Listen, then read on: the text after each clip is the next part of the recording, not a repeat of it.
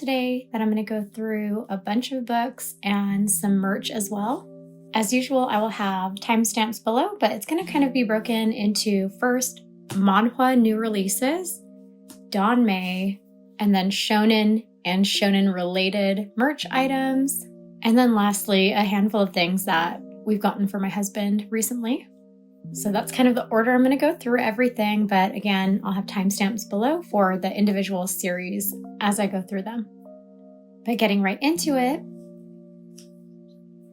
first I have this manhwa one-shot 10 things I want to do before I turn 40, and it's by the same mangaka that did The Metalhead Next Door, which is my favorite of their works, but then this is my next favorite by them.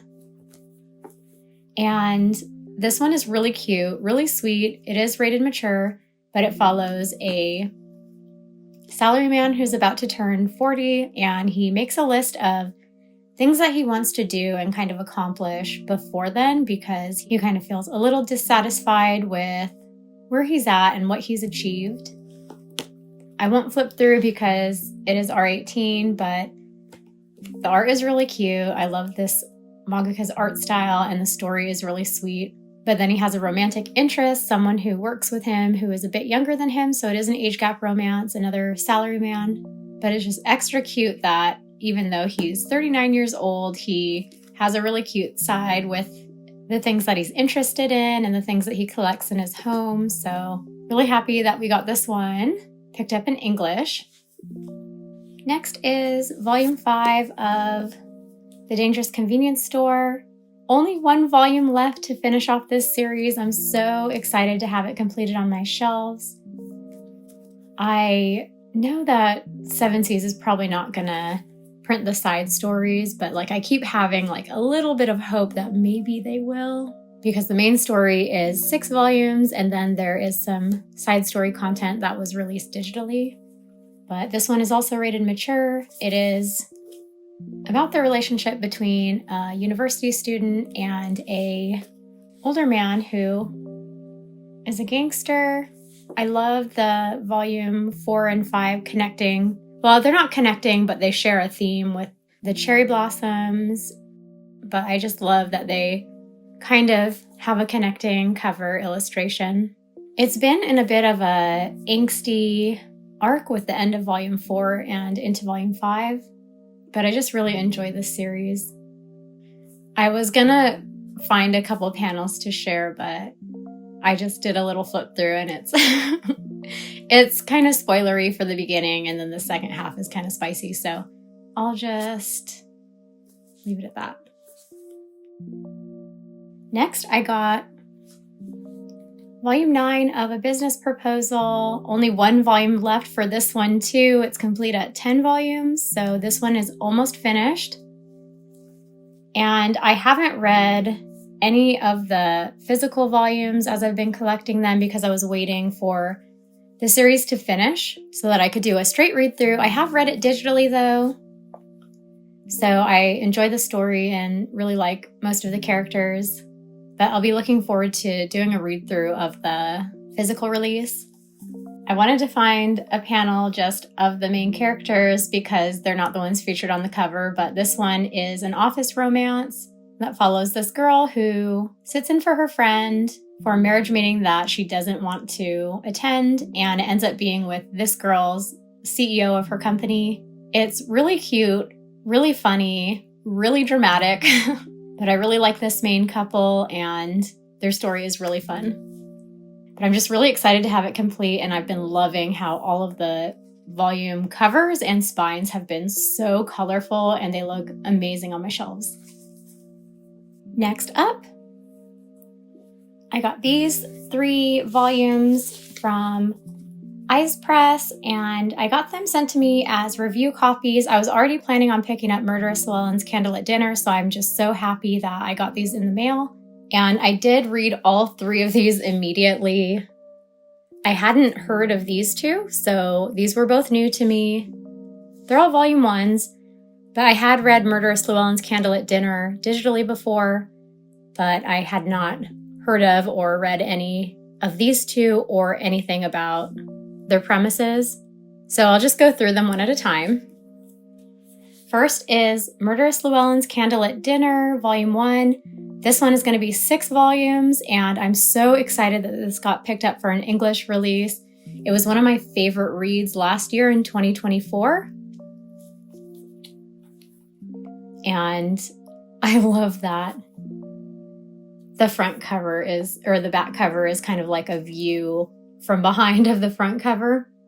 But as it states right here, there's a high chance that my neighbor is the wanted serial killer. So the series follows this guy here who is kind of fallen on hard times. He's struggling to make ends meet. He lives in a dangerous part of town where there's a lot of crime and a lot of shady people around. He lives in a kind of rundown apartment building and doesn't feel safe.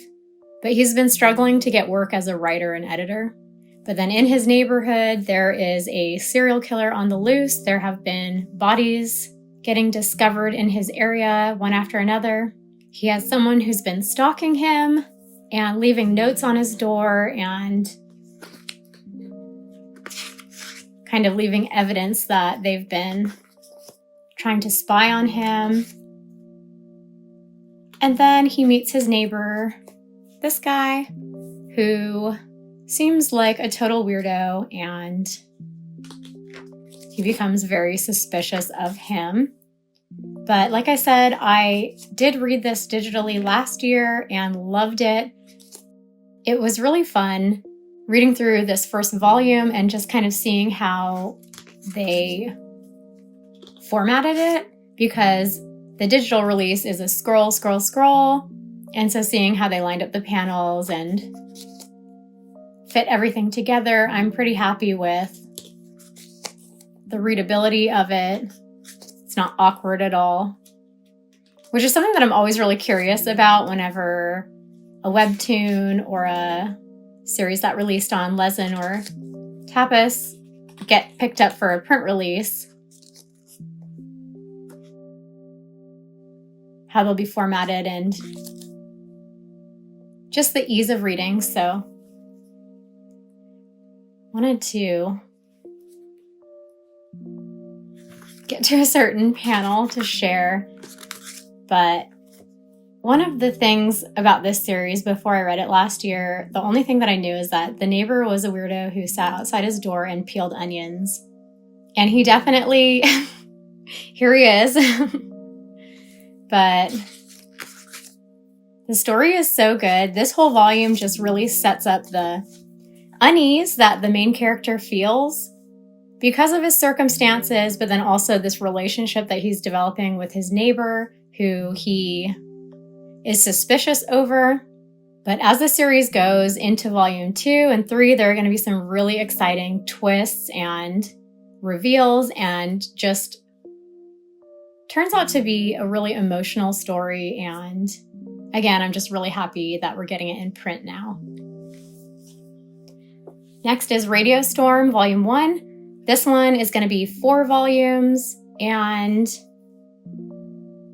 I didn't know anything about it before getting into it other than that it is a dystopian zombie apocalypse story. It's a BL.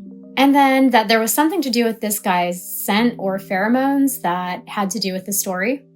But this was a really interesting read, and I'm excited to read the next couple volumes. Basically, there are people with abilities who are given better treatment for living conditions so that they can be kind of observed. And then everyone else is just kind of on their own in dangerous situations outside of those safe zones. But the main character is someone who's bullied within the safe zone because his peers think that his ability is super lame. So he's just a very mild character. But then one day he is asked or instructed to leave the safe zone to look for a person who is his caller. And his caller is someone who has a unique bond with him that actually enhances his ability when he's near to him. And so I found that really interesting. I hadn't ever read anything like that, but their bond as they meet and get to know each other kind of reminded me of like the soulmate trope or like fated pairing. It's not like an Omegaverse, because even though there is something interesting about his scent and his pheromones, it's not in that same Omegaverse type of way. I saw someone mention that it kind of was like a guide verse, but I haven't read any guide verse, so I don't really understand what guide verse series are, but I assume that it's something similar to like the fated mate trope or soulmate trope that indicates the bond between them. But I thought that the design choice was pretty interesting, that it's predominantly black and white, but then there are pops of color every couple pages that just draw attention to things.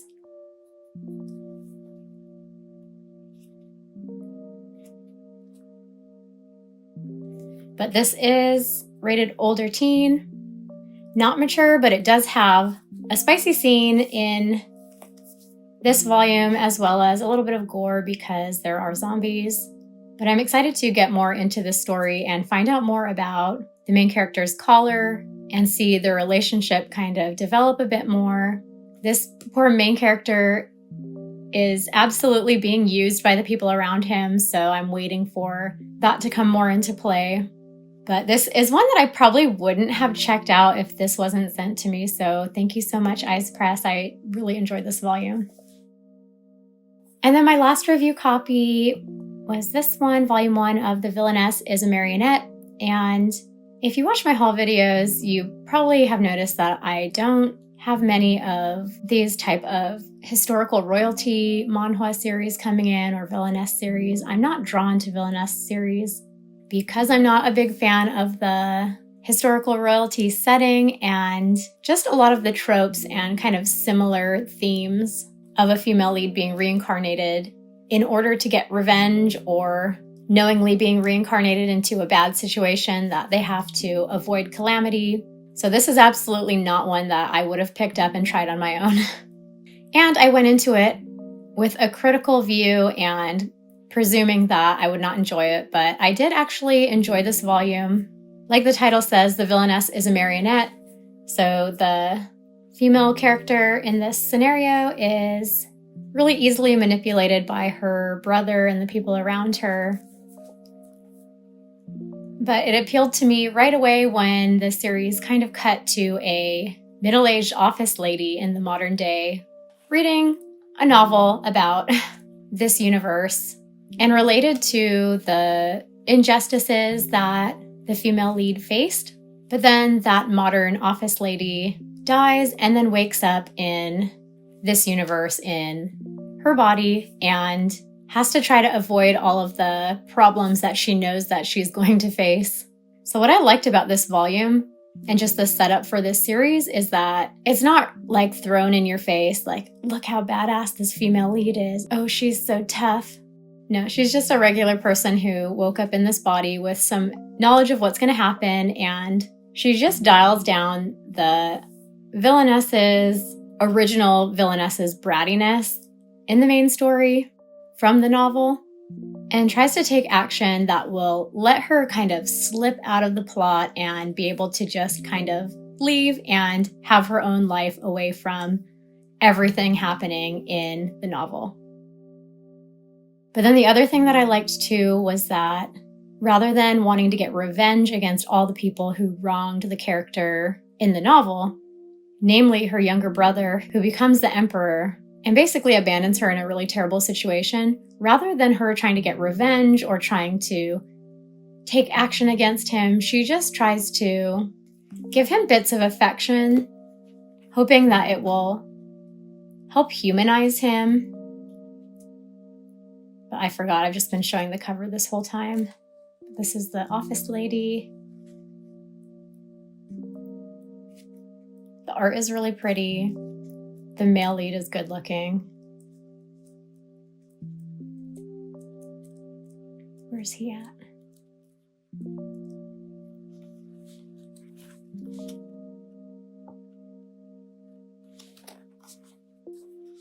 But I just really liked the direction that she took with how to approach this problem that might eventually lead to her brother becoming a better person, hopefully. But I don't know because I haven't read the rest of the story other than this first volume. But we'll be looking forward to finding out what happens if her plans kind of go according to what she's wanting or what, but enjoyed this first volume. Next, I have a bunch of danmei, a big old pile right here. And the first series is the same series in 2 different editions. So The Missing Piece, this is one I read earlier this year in March, and I really, really liked it. It's only 1 volume, and I read the ebook, loved it, and immediately wanted to get a hold of the physical release. And then while I was waiting for this to arrive, I found a listing for the Chinese edition, which was autographed by the author. Came with these extras, so this little print and this poster that has the same illustration as the front and back cover. But I really wanted to get this original language copy because of the art on it. I already knew that the English physical release didn't have any illustrations of the main characters other than their hands. And then the ebook had an illustration on the cover of them, but it was only that one illustration. So I just wanted everything I could get because I enjoyed this read so much. But I got the English copy in the mail a bit later because I ordered this and the next volume directly from the publisher in Canada. They took forever to mail it out to me. I believe it took about 7 weeks to get to me. So I was kind of cranky about it, but I was super happy when I did get it because it was packaged really securely and the volume was just super nice. So this is the publisher. I'm not entirely sure how to say the name of the publisher, Via Lactea. I'm not sure. But I wasn't entirely sure until I got my copies in the mail of these 2 volumes. But the copies directly from the publisher are different editions from the copies that you buy from US retailers. So like from Amazon, Barnes & Noble, Books A Million.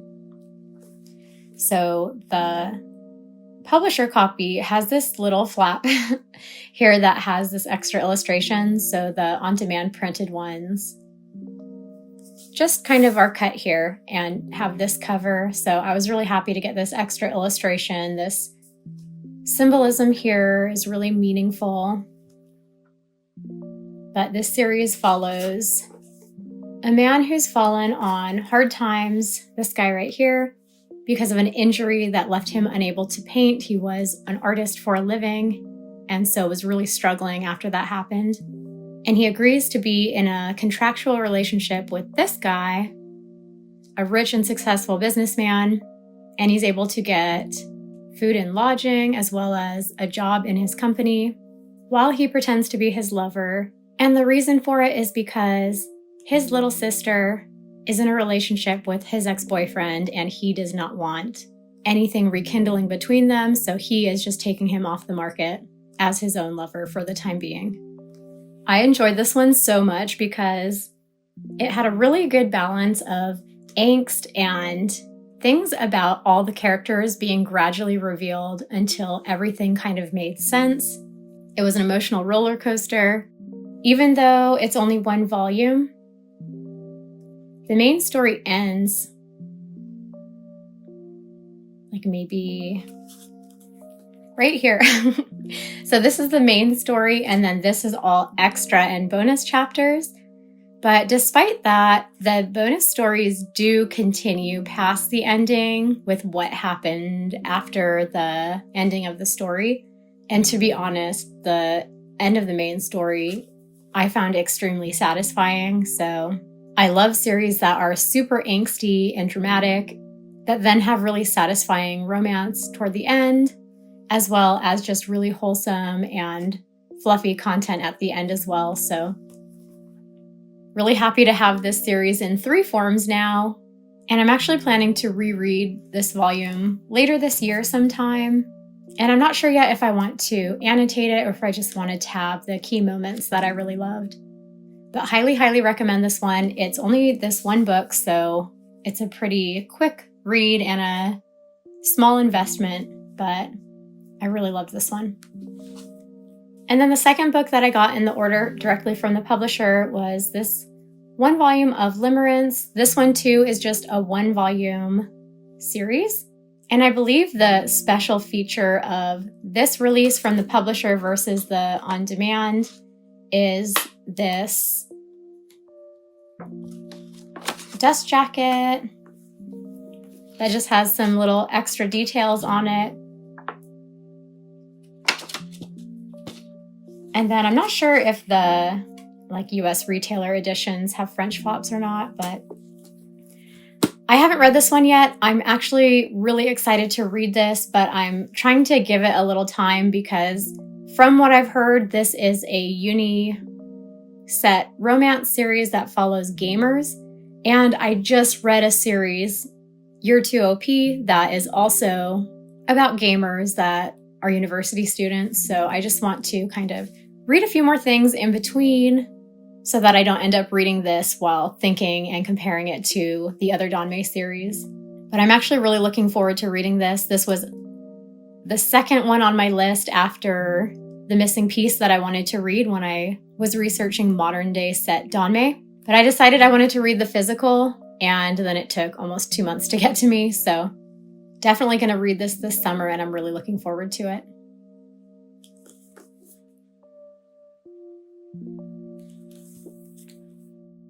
And then the last 3 volumes of danmei are from the same series, and the series is Dawning, volumes 1 to 3. This was my favorite read of April. I loved it. I'm planning to replace these volumes with the official publisher release too. These are the on-demand printed ones, and the publisher release is a little different. I think the spines and covers look the same, but then they have a separate flap that has some different typography. But I loved this read when I read it last month. It follows these 2 guys. So the main character is an idol, actor, model who at the start of the series is fired from his management company and blacklisted in the industry. And then he comes to find out that it's because the new president of the management company is his ex from his university days, and they split on very bad terms. And I actually found the first volume and bits of volume 2 extremely aggravating to read because of how heartbreaking it was and just the humiliation that the main character goes through, trying to keep his life on track while his ex is actively trying to mess with him at every turn. So I went through so many emotions as I was reading, and I ended up loving it because of the way that everything is revealed and the development of their working relationship, as well as the overarching plot about the main character's family situation. But as far as the characters, I really loved the main character. I loved his sassiness. He really, really reminded me of Minato from Therapy Game, just his fiery personality and that he was not going to take all of this without fighting back. And right from the start, I had a feeling that I was going to be made to love this guy, and I did not want to love him because I was so angry with him in the first and second volumes. But I did love him by the end. So this one too, I really loved it and would highly recommend it if you think you can handle the frustration and angst just hitting you over and over and over through half of the story. But it was worth it for me because I found the end of the series extremely romantic, extremely satisfying. And then this is one too that had a good chunk of bonus chapters in the 3rd volume. The main story ends about halfway through the 3rd volume. So then the rest of the volume is bonus chapters, and there is a lot of cute and sweet and fluffy moments between them, as well as throughout all 3 volumes. It's a very spicy series. So this one, immediately upon reading, also became a top favorite of my danmei reads. I haven't read a ton of danmei yet. I still have a pretty long TBR, but The Missing Piece and Dawning definitely were instant favorites as soon as I finished each one of them. Okay, next I have shounen and shounen-related merch items. So first I have a volume of JJK, volume 13, and I'm not collecting all of JJK. I just have been picking up selected volumes, so I already got volumes 8 and 9 maybe a month or two ago, and I just got this one, volume 13, and that's all I'm planning to collect of the manga, because I wanted to have all of Toji's major scenes in print. So volumes 8 and 9 cover the hidden inventory arc where he is introduced, and then volume 13 covers the majority of Toji's role in the Shibuya incident arc. I did check, and in volume 12 there is a bit of Toji in it, but just a few panels when he is brought back into the picture. But I just really wanted to have this one where it has his scene fighting I forget his name, the water creature guy, as well as following this section, his confrontation with Megami. So now that I have these 3 volumes, I'm satisfied. To be completely honest, I don't really like the manga past the Shibuya arc. I have read the whole series on the Shonen Jump app, but despite that, Toji's my favorite character, and I also have other characters that I do like a lot of the students, and then Gojo and Nanami, of course. But I definitely prefer the anime over the manga, but then I wanted to have the Toji scenes in print. And before I get into these ones, I have some Naruto items that I got recently, and I am so happy about them. So first, I got this little tiny Iruka. He's so cute. This is my first official Iruka merch that I have in my collection. Iruka's my favorite character in Naruto, and Kakashi is next.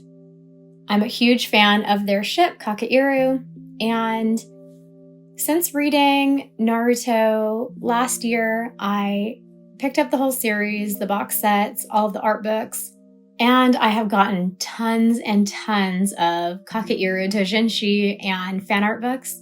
But this is my first official merch of Iruka because he just doesn't have a lot of official merch. I don't collect Funko Pops, so I'm not intending to pick up his Funko Pop figure. But I'm really, really hoping that maybe one day he will get a lookup figure released or a Nendoroid, because I would really love to have matching figures of him and Kakashi. I know that Kakashi has a few versions of these mini kitties, so I am on the lookout for a specific one because I want them to match. I want to get Kakashi's matching one with his Konoha hitaite, his forehead thing, because there is one figure of Kakashi where he has the shinobi one, but I want them to match. So I'm planning to get that, and then I'll have little matching figures of them. I do already have Kakashi's lookup figure, so I'm just hoping that Iruka might get a release one day. And then I don't have any Nendoroids because I just felt bad getting a Kakashi lookup. I didn't want to then get a Kakashi Nendoroid because I just felt too bad for Iruka that I can't be having him represented the way that Kakashi is able to be represented. So anyways, my first official Iruka is this cute, tiny little cat figure. And then I had been browsing through Naruto cards, and it's been months now that I finally put in an order and got a couple of them. But I got 2 sets of Kakairu cards. I'm calling them Kakairu cards because I'm buying them in couples and trying to get matching ones. But I got these 2 little see-through chibi ones. I think Iruka has 2 chibi designs, and then Kakashi has quite a few. But I thought these ones kind of match, so I went with these ones. They're so cute. And then, oh, this is upside down. I got these 2, and again, Kakashi has a ton of like action fighting cards, but Iruka doesn't. So I got my favorite one of Iruka, and then I tried to find a Kakashi one that matched it as best as I could, where it would be like a similar fighting one, but then match in color and design. So I don't really understand this card game. Like, I collect Sanji cards from the One Piece card game, but I don't know anything else about trading cards. But I noticed that these ones were from the same, I think they were the same release, because they had the same like type font on them and same like style. Whereas there were a bunch of Kakashi ones that looked really different. So I don't really know what I'm doing. I just wanted to get these for display, and I'm really happy with them. And then I just got this block recently. I got a little pack, so my friend has been raving about these blocks since she got them and tried them out, but it's basically 2 pieces of like heavy acrylic with magnets on them, and then you're able to put like a print or art in between and then close it. And then it just sits on the shelf on display and just looks really clean. And I've been loving having these in this block for display, because before I got this, I just had them in top loaders, just kind of leaning on the bookshelf up against the books. But now this just looks really sleek and clean on the shelf. So I'm really happy about this. But I also have 2 other cards on the way that I'm so excited about. I'll share them. Hopefully in my next haul video, I'll have them. But it's another set of Kakashi and Iruka cards that kind of match each other. And they were actually the ones I wanted most, but I was a little hesitant to make the order for them because they were kind of expensive. But I really wanted them, so I recently put in the order and they are on the way.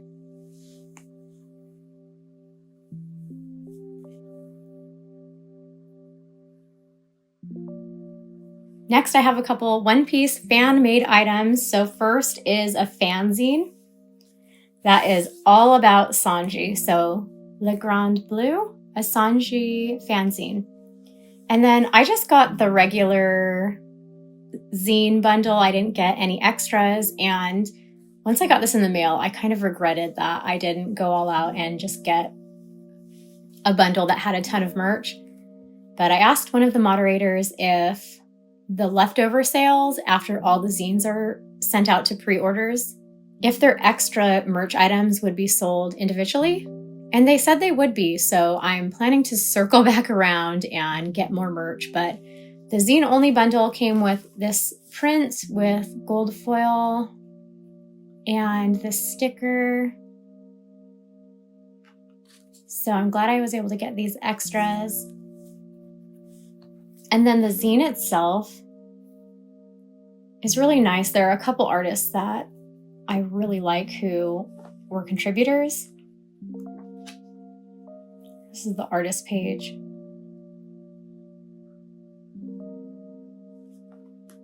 And then these are some of the merch items that I didn't get. I didn't get the merch of, so I'm gonna try to decide what I want to get when they have their leftover sale. But what I really like about this zine is that it's predominantly art. A lot of fanzines are kind of, in my opinion, overrun with fanzines or with fanfics, like little text chapters.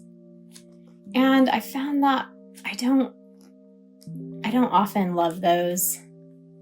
So I feel like I got my money's worth with this one, just getting a book that is almost entirely art.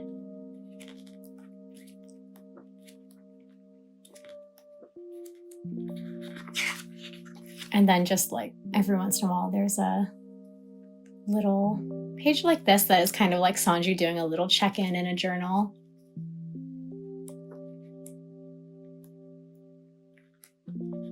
And then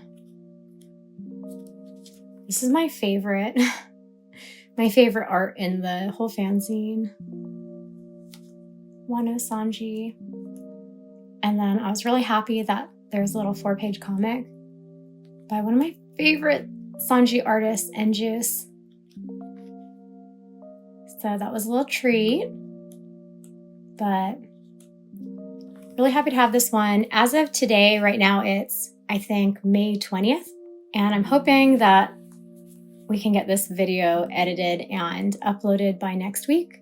But as of today, they haven't started or announced the leftover sale yet, so maybe if you're watching this in time, you can pick up a copy still if you haven't already, if you're interested. And then one more Sanji item or items. I picked up this artist's Volume 1 and Volume 2 little art collections. And it's an artist that I follow on my Instagram. And I just really love their art style for One Piece characters. So these are One Piece art collections that... Sanji's so cute. Have a lot of little chibi characters and like little doodly style arts. I love this one. But art of a lot of the characters, I'm really happy to have this all collected here because they have like trading cards that they sell, but then all the art is in the art collection. And then they sell on their shop a lot of little sticker sheets and things like that. And so those are all on here too. Sanji. Though I did also buy one of the sticker sheets for Sanji. And then each of these books came with a little pack of stickers.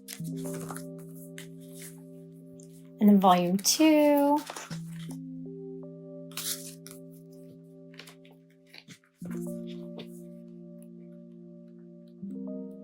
And I believe these are like birthday illustrations that the artist has done over the years. Kind of like fan art of the manga trading cards.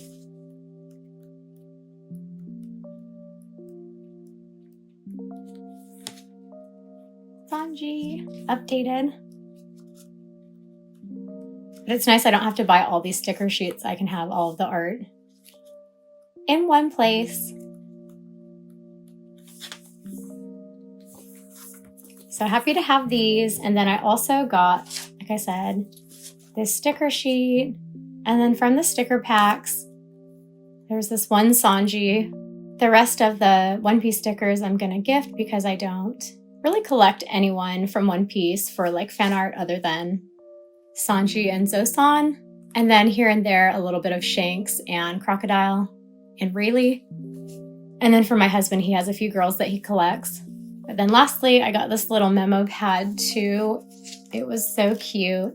So I'm kind of apprehensive to use these because I don't want to run out of them, but I'm excited to be able to use them and have little Sanji.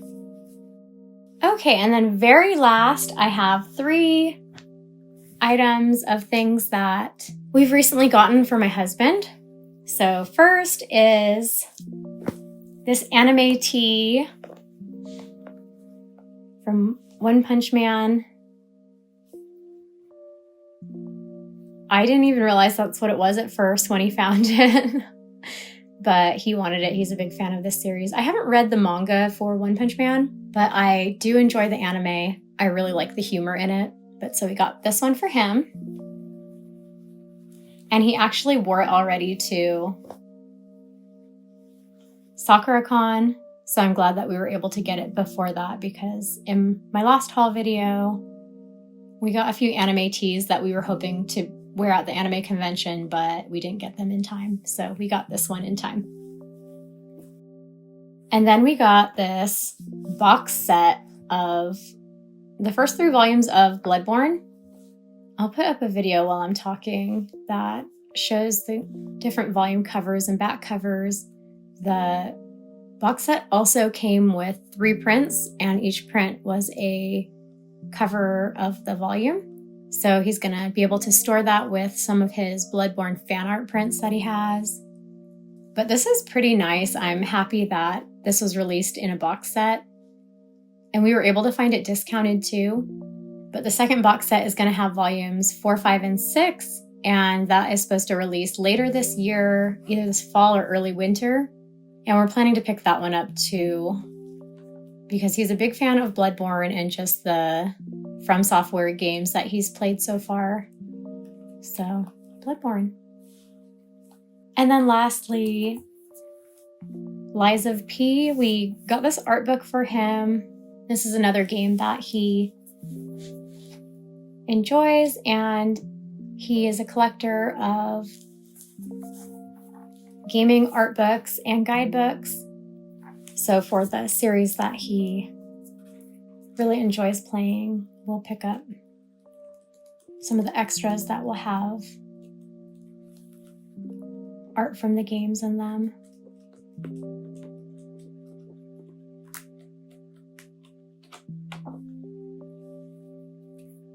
So Bloodborne and Lies of P aren't really things that I'm super interested in. I just like listening to the soundtrack while he plays, but wanted to share these goods even though he's going to be keeping them on his shelf as part of his collection.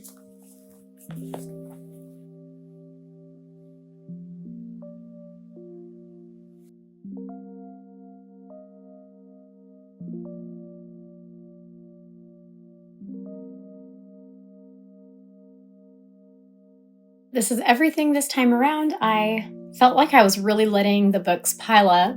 So as usual, I'm really excited to put everything away now that I've filmed this. But I do have some exciting stuff on the way that I'm excited to share in my upcoming haul videos. I have a ton of danmei on the way. And then I have 2 brand new series that I'm adding to my collection that I've put in some orders already to start picking up the volumes. So I'll share those in my next haul video. And then sometime in the next month or 2, I'm going to have another Japan haul. I was trying to hold off as long as I could, but there's something releasing that I had to get. So I thought I may as well get a ton of doujinshi and a few other secondhand items while I'm at it from Mercari Japan. So I'll have a Japan order sometime in the next 2 months, and then I have an order from Korea that will be coming soon too. I've been kind of nervous, but I put in my first order using Delivered Korea because up to this point I had been using a personal proxy, someone on Instagram who would go and make the purchases for me, but they've been on hiatus this year, so I am striking out on my own, trying to get comfortable using a Korean proxy service, so hoping for the best with that. And I'll have some goods to share in the coming weeks or maybe next month, I'm not sure yet. But hope you enjoyed going through all these books with me, and I'll see you again soon in another video. Thanks for watching.